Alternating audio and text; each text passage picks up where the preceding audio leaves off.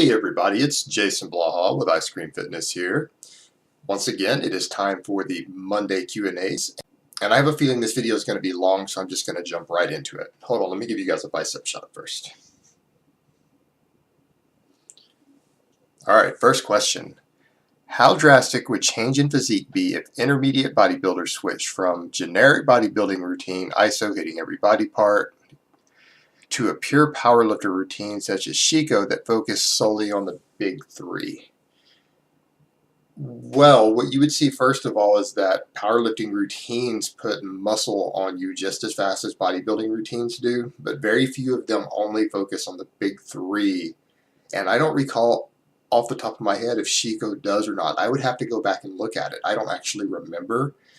But if you're doing one that doesn't have a lot of accessory work, you're still going to gain muscle. The problem you're going to have is that if you went from something that balances your physique aesthetically, you're going to lose that aesthetic balance because powerlifting programs are not geared around making sure that your biceps and triceps are in perfect proportion to each other, to making sure that the lateral head of your delt is wide enough to match the thickness of your chest and things like that. You don't have aesthetic balance in a lot of powerlifting programs. So if you ran purely one of those programs, within 6 months your overall aesthetic balance might get messed up quite a bit if you don't do any bodybuilding work to balance it back out. But in terms of development, because you would get stronger on major compound lifts and be increasing workload and overload, you would gain muscle. You would continue to gain muscle, but you would lose your aesthetic balance potentially.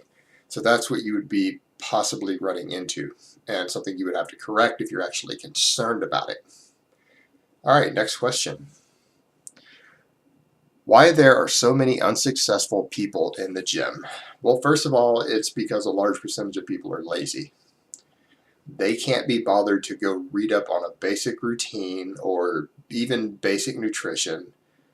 Most people who can't lose weight don't count calories. Most guys who can't get bigger don't count calories. They don't track their food intake. People follow bad programs, and yes, it is possible to make great gains if you bust your ass on a bad program, but you're going to have to work harder than someone on a good program to get the same results. You're going to have to step your game up and push yourself to the limits to try to make the same sort of progress.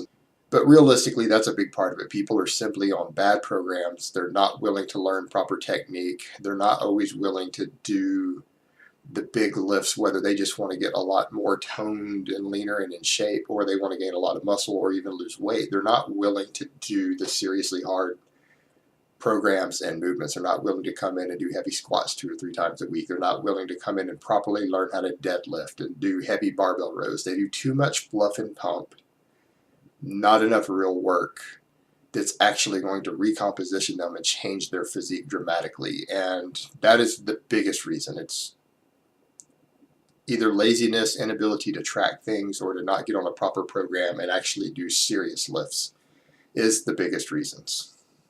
All right, next question.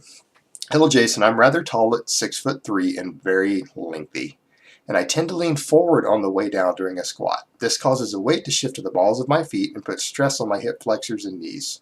Which muscles are not firing or lacking mobility to cause this? What do you recommend to fix this issue? Thank you.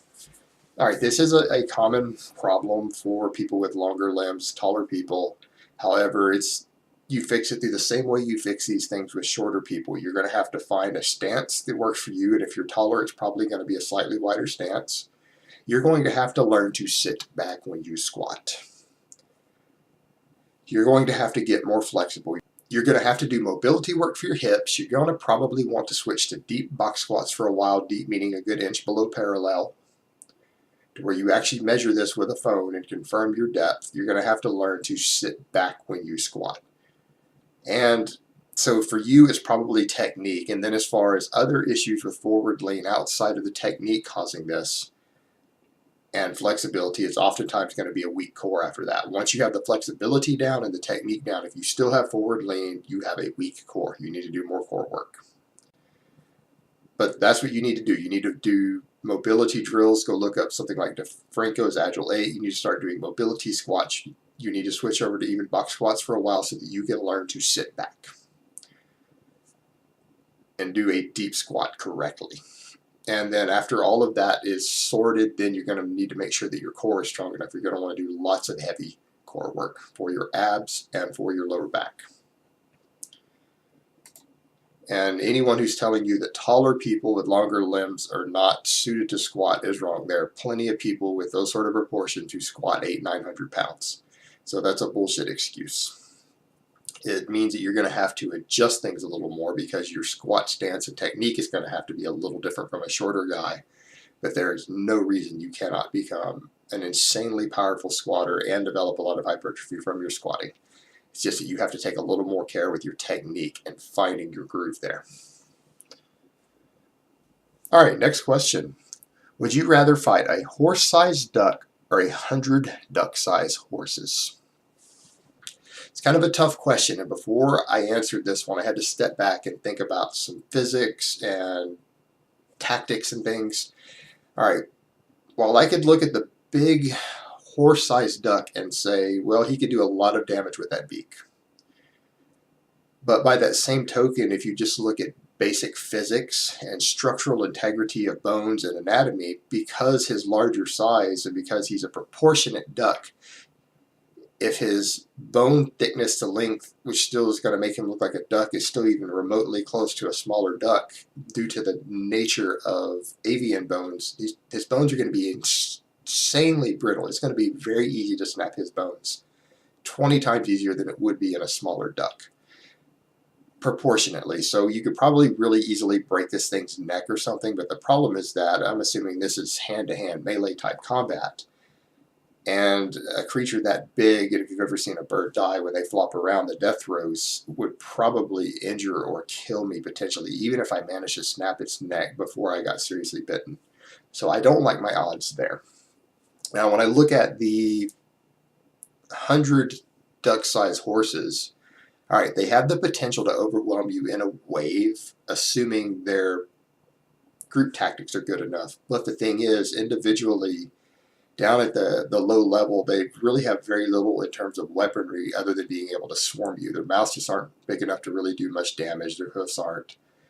And trying to swarm you, they would have to pile on top of each other and use a lot of group strategies. And I think I could more successfully kick down the piles of them and take enough of them out as they're trying to swarm over me before they could successfully do so. And so I like my odds a little better with that situation than with the giant duck. Even though I'm pretty sure I could kill the duck, I would probably get seriously injured doing so. So I like my odds better with them because I can at least potentially outthink their group strategy enough to take enough of them out before they could swarm over me. All right, last question. What's better for strength development, the force you're able to produce with a lighter weight, moving it faster, or with a heavier weight, moving slower, i.e. low intensity with faster speed or higher intensity with slower speed? Basically, we're talking about max effort work versus dynamic effort work here. And the program I personally use incorporates both. I think that for most people to develop absolute maximum strength on 1 rep maxes, you need a combination of the two. However, if I had to pick only one, I would go with the heavier work because it will give you more what we would call absolute strength, even if it doesn't give you as much speed strength. And particularly for less advanced people, it's going to be the better choice if you had to pick just one or the other. Now, I think ideally I would like to see both, but for, again, absolute strength, I would much rather see the heavier weight moved a little bit slower, but I would focus on trying to learn to move it faster, even if you're not using dynamic effort work, because you should never intentionally move a weight slow, whether your goal is hypertrophy or if your goal is strength and power. You should always try to accelerate a weight as quickly as you can without form degradation, because not only does it make you stronger, it recruits more muscle fibers, and this is proven fact. It's not even subject to debate. Alright guys, that's really all I have to say on this set of questions. I will do another one of these for you later today. I hope it's been informative, and I will talk to you next time.